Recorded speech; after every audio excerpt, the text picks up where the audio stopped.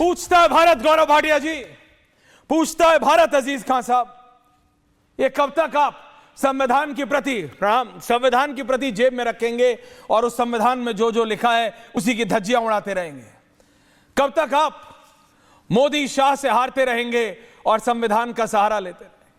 संविधान में लिखी एक बात ना आप और जिस नेता की सरपरस्ती में आपके नेता काम कर रहे हैं, राहुल गांधी, वो संविधान में लिखी एक लाइन को नहीं मानते हैं। अखिलेश यादव बोल रहे हैं यूपी में 3 करोड़ वोटरों का नाम काटेंगे, जाति के आधार पर अधिकारियों की तैनाती, यादव अध्यापक की जान चली गई तो इसमें एसआईआर की गलती है, वो कहते हैं। बांग्लादेश के बहाने बंगाल में साजिश हो रही है, बांग्लादेशियों के नाम पर वोट काटे जा रहे हैं। 3 करोड़ वोट उत्तर प्रदेश में काटे जाएंगे, गौरव भाटिया जी वो कह रहे हैं। वोट बचेगा नहीं तो संविधान कैसे बचेगा? एसआईआर से भारत के लोकतंत्र को खतरा है।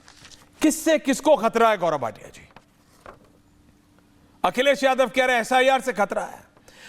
अखिलेश यादव कह रहे हैं यूपी में 3 करोड़ वोटरों का नाम काटने जा रही है Bharatiya Janata party via election commission, via SIR. 3 crore लोगों का नाम उत्तर प्रदेश में। गौरव भाटिया जी, सबसे पहले तो आर भारत के तमाम व्यूअर्स को, सभी देशवासियों को संविधान दिवस की बहुत बहुत शुभकामनाएं। और ये कहना गलत नहीं होगा, आपने मुझसे प्रश्न किया किसको किससे खतरा है, तो देश की जनता तो ये मानती है कि आज देश के लिए सबसे बड़ा खतरा अगर कोई है तो नेता प्रतिपक्ष राहुल गांधी, तुष्टीकरण करने वाले मौलाना अखिलेश, और जो कहती हैं जय श्री राम का नारा लगाओगे तो चमड़ी उधेड़ दूंगी ऐसी ममता बनर्जी। पहले संविधान की बात करते हैं जी। आपको मालूम है जब संविधान दिवस मनाया जाएगा पूरे देश में, 2015 में नरेंद्र मोदी जी प्रधानमंत्री 14 में बने, उन्होंने फैसला लिया, तो राहुल गांधी के शब्द क्या थे आपको मालूम है? ऐश्वर्या जी आप मानेंगे नहीं, कोई विरोध कर सकता है कि भारत का संविधान दिवस बनेगा 26 नवंबर को? राहुल गांधी और कांग्रेस पार्टी ने विरोध किया और कहा इसे स्टंट है, स्टंट समझ जाइए। उसके बाद संविधान विरोधी क्या होता है जानिए। मनमोहन सिंह जी प्रधानमंत्री थे, उनका एक कैबिनेट था, यह संविधान संगत था, उन्होंने एक ऑर्डिनेंस पास किया। राहुल गांधी जिस तरह का रवैया रखते हैं, अपरिपक्व, 55 साल के हो गए, 5 साल बाद इन्हें वृद्धावस्था पेंशन मिलेगी, लेकिन इन्होंने उस ऑर्डिनेंस को जो पारित किया था फाड़ दिया और बोला नॉनसेंस। तो आप देखिए स्टंट और नॉनसेंस, दोनों काम संविधान विरोधी। तीसरा, आपने बड़ी अच्छी बात कही, संविधान हाथ में पकड़ के लहराने से संविधान के अंदर क्या लिखा है ये बुद्धि में नहीं घुसेगा। विचित्र बात है, जिसका पिता भारत में कंप्यूटर लाया, उसके बेटे में मेमोरी में वायरस लगा हुआ है, उनको संविधान के अंदर क्या लिखा है ये नहीं पता। देखिए मैं आपको उदाहरण देता हूं, अनुच्छेद 370 टेम्पररी शब्द से शुरुआत होती थी, कांग्रेस पार्टी और राहुल गांधी ने विरोध किया जब संशोधन किया। आर्टिकल 44 यूनिफॉर्म सिविल कोड, अभी चाहे वो सपा से पूछिएगा चाहे कांग्रेस से पूछिएगा, अगर टीएमसी का कोई प्रवक्ता उससे पूछ लीजिएगा, यूनिफॉर्म सिविल कोड का विरोध करेंगे, जबकि संविधान में डॉक्टर BR अम्बेडकर जी ने दिया है। इसकी वजह क्या है भाई? मुसलमान वोट छिटक जाएगा। अच्छा, मुसलमान वोट से प्यार ऐसा, अगर रोहिंग्या, घुसपैठिए, आतंकी कोई भी हो, क्या फर्क पड़ता है? बस मुसलमान होना चाहिए। एसआईआर अनुच्छेद 324, ये निर्वाचन आयोग का अधिकार है ऐश्वर्या जी कि वो एसआईआर करे, और पूरा देश इसका स्वागत करता है। मालूम है क्यों? हमारे देश में, प्रदेश में किसकी सरकार रहेगी ये भारत के नागरिक तय करेंगे, घुसपैठिए थोड़ी ना तय करेंगे।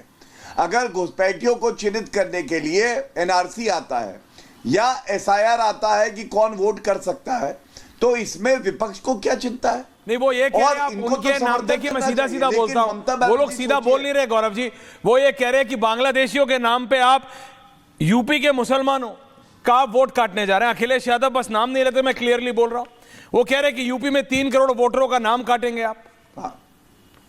क्या आप 3 करोड़ वोटरों का नाम काटने जा रहे हैं? तो मैं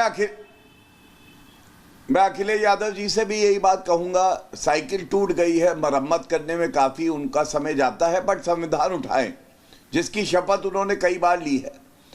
आपको मालूम है कि अगर आपको लगता है एसआईआर में आपका नाम कटेगा, गलत काट दिया गया, पहली अपील है जो डीएम कलेक्टर के पास जाती है, दूसरी अपील है जो सीईओ, जो प्रदेश का चीफ इलेक्टोरल ऑफिसर होता है, उसके पास जाती है। अगर तब भी आपको लगता है कि गलत है, निर्णय आपके पक्ष पे नहीं आता, आप उच्च न्यायालय सुप्रीम कोर्ट जा सकते हैं। तो फिर दिक्कत क्या है? अरे क्यों ये मान के चलते हो कि कोई भारतीय नागरिक है, वो किसी भी धर्म का हो, उसका नाम क्यों कटेगा? लेकिन हाँ, घुसपैठियों का नाम जरूर कटेगा।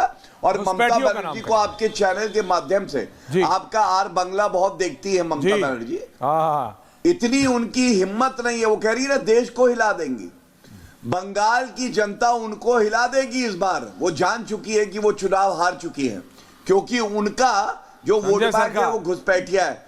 हजारों की तादाद में जब घुसपैठिया अपने देश जा रहे थे तो भारत में हर कोई खुश था, लेकिन ममता बनर्जी की आंखों में आंसू थे कि मेरा वोट बैंक, जिसको मैंने पाला पोसा बड़ा किया, चुनाव से पहले वापस क्यों जा रहा है। यही इनकी परेशानी है। आपने 3 पार्टियों का नाम लिया, वो तीनों है Samajwadi party, Congress, TMC. Samajwadi party, आपको सच में लगता है अजीज खान साहब 3 करोड़ वोटरों का नाम बीजेपी ऐसे ही काट देगी और वो 3 करोड़ लोग शांति से अपना नाम कटने देंगे? आप बताइए, बर्दाश्त करेगा कोई? देखिए ऐश्वर्या जी, आपने शुरुआती ओपनिंग कमेंट में ये कहा था, क्या दादा, कि संविधान को कब तक लेकर घूमेंगे आप? हाँ, उसको अवॉइड तो करिए। अरे सर सुनिए ना, प्लीज बोलिए। संविधान इस मुल्क की आत्मा है, 1 versus 3, और जब तक जिस्म रहता है तो इंसान के अंदर वो आत्मा जीवित रहती है। इस बात को समझिए आप। एक बात तो, इसलिए संविधान तो रूह है, आत्मा है। इसलिए एक बात, वेंटिलेटर पे आदमी को रख के अगर आप ये खुश होना चाहते हैं कि आदमी जिंदा है तो आपको मुबारक हो। वेंटिलेटर पे आदमी तभी तक जिंदा रहता है अजीज खान साहब जब तक मशीन चलती है। जेब में रख के आप संविधान की किताब को लहरा के आप उसकी इज्जत नहीं कर रहे हैं। You have to abide by, आपको मानना पड़ेगा। संविधान ने जिस संस्थान को वो शक्ति दी है, उसी संस्थानों पे आप उंगलियां खड़ी करते हैं। बोलिए खान साहब। सुनिए ना सर, बोलिए, सुनाइए। देखिए सर, एक बात आप जानिए कि संविधान तभी सुरक्षित रहेगा कि जब इस मुल्क का हर शख्स, हर वोटर जो इस मुल्क का वासी है, उसको अधिकार है, आर्टिकल 326 से अधिकार देता है कि अगर वो भारत का वासी है तो उसका वोट देने का अधिकार है उसके पास। एक बात, और अगर वोट उसका काट दिया जाता है किन्हीं परिस्थितियों बस, तो ऐसी परिस्थिति में संविधान की जो आत्मा है, जो रूह है, कहीं ना कहीं वो बर्दाश्त नहीं करेगी। एक बात चलिए आप। दूसरी बात आप समझिए, अभी गौरव भाटिया जी पता नहीं क्या क्या, आप सभ्य आदमी है, सभ्य प्रवक्ता है, लेकिन अपने बड़ों के बारे में कैसे बात की जाती है, ये शायद इनको समझना चाहिए। मुझे लग रहा है ऐसी बात कह करके ये अपनी सभ्यता और अपनी संस्कृति का परिचय दे रहे हैं, जो कि निहायत ही दुखद है। और आप बात समझिए, अब सवाल इस बात का कि एसआईआर और तमाम मुद्दे जो चल रहे हैं, ये कहा गया 3 करोड़ वोट, बिल्कुल निश्चित तौर पर हम जानना चाहते हैं कि क्या उत्तर प्रदेश में इमीडिएट चुनाव है? आखिर 1 महीने में, इतने कम समय में, इतनी जल्दबाजी में एसआईआर क्यों हो रहा है?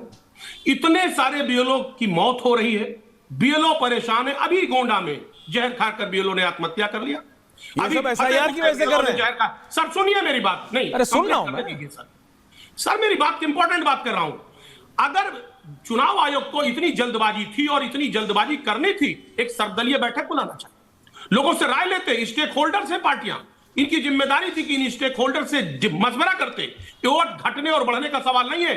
जो इस देश का नागरिक है, हम घुसपैठिए की बात नहीं करते। घुसपैठिए तो ढूंढ रहे झारखंड से, झारखंड में चुनाव था, वहां घुसपैठिया ढूंढ रहे थे, फिर बिहार में घुसपैठिया ढूंढने लगे, अब बंगाल में ढूंढ रहे हैं, फिर यूपी में। ये तो जहां जहां चुनाव होता है घुसपैठिया ढूंढते रहते हैं।